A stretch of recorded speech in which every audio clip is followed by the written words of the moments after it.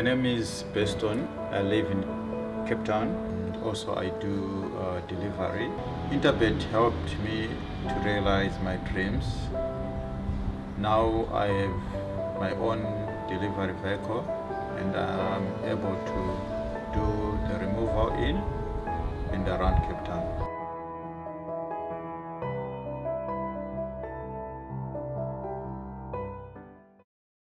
I'll be on to race number 5, and it'll be jackpot 2, races 5, 6, 7 and 8. You'll need to try and work out that perm. You'll need to get that jackpot 2 bet on by 14.50, 10 to 3. This race, well, at the time of recording, we got a scratching here, so let's bring up the field, and the scratching is number 4, Magical Flight. So we'll have 12 runners that will go to post Devon. And this race, I think I see Soldier's Eyes at 28 to 10 at the time of recording, 5 at 11 to 2, 6 at 8 to 1, horse number 8 at 8 to 1, 10 at 8 to 1, 11 at 7 to 1, and 13 at 6 to 1. So, Devon, I don't have an outright choice. I've played wide here in all the exotics. But for the pick 6, I'm going to give you my numbers, and I'm going with my rule. If it was more than 6 runners, I would have had to have included the field here.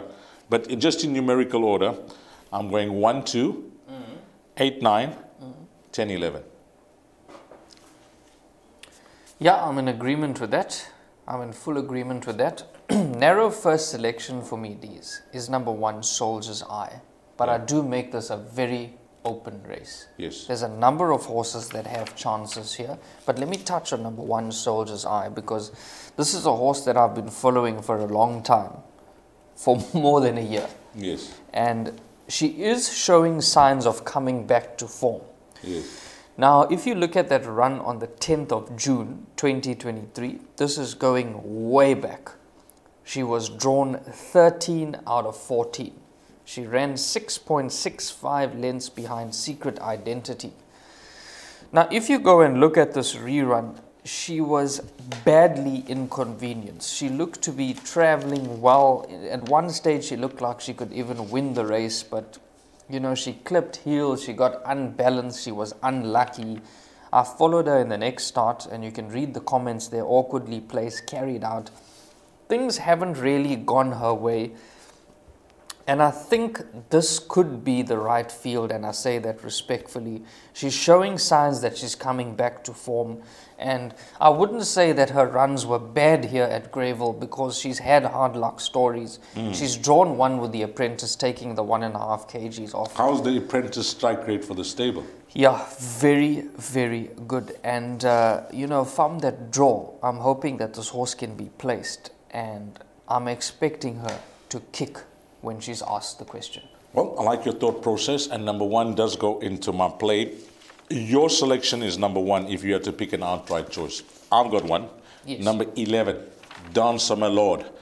Now, here's a horse that enjoys racing at the course, and prior to this short break, I say short break, it's 54 days, Devon. Yes. The horse was in excellent form. She was running good. She's a 5-time winner. She's won 3 times over the course and distance, and I thought she was ready to win, and then they just gave her that short break. I mean, don't know the reason. 54 days is not a long time, Devon, but the fact is she's got the ability.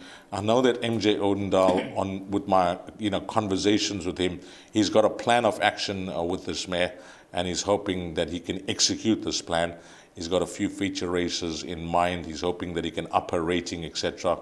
So against this type of field, I'm expecting her to be spot on the button coming into this race, because if you want to start contesting feature races and that type of thing, you need to start winning in these handicaps and start winning well. So I think that the way I read the race from draw 11, with Diego de Gavea up, she's not going to be hustle and bustle to try and get a position, because we've seen in the past that she runs well racing up handy, but she can, kick on from off the pace. She's got a powerful kick as well. She's got was on course on that occasion when she won, I think, on both starts on 13th of May, 2023. So those were cracking efforts. Yeah, that's going to be my first choice, and I like numbers 1 and 11 just for the place accumulator. Would you be happy with that for the PA? No, 100%. I'm in full agreement with you. So number 1 and 11 for the place accumulator, I'm happy with. I also like a little bit of number 13, Ice Sensation, with Rachel Vinegar aboard. Phew, that draw worries me, Diva. Yeah, it's a tricky draw. I agree with that, but Rachel's riding well, taking the 1.5 kgs off. I'd have to throw this into trifectas and quartets. Yeah, she won a really good race at Hollywoodbets Scottsville last time out, but it was a smaller field. She had things her own way. She's been penalized, although, you know, Rachel still claims the 1.5 kgs. I personally think she'll need a lot to go away, but she's on a high, the way she won last time out. So if you're looking for one more to include in your bets, Devon likes number 13, Ice Sensation. But it looks like a complicated race if you want to try and narrow it down.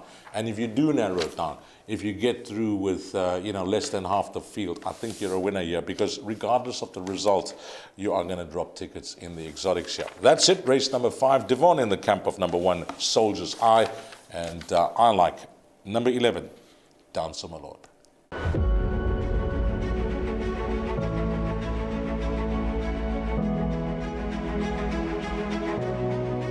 Good fun. Days like these are great. You get the whole industry together, and to have, you know, companies and corporations like Interbet and Cape Racing who are so generous with sort of time and energy into making a day like this possible is it's fantastic for everyone.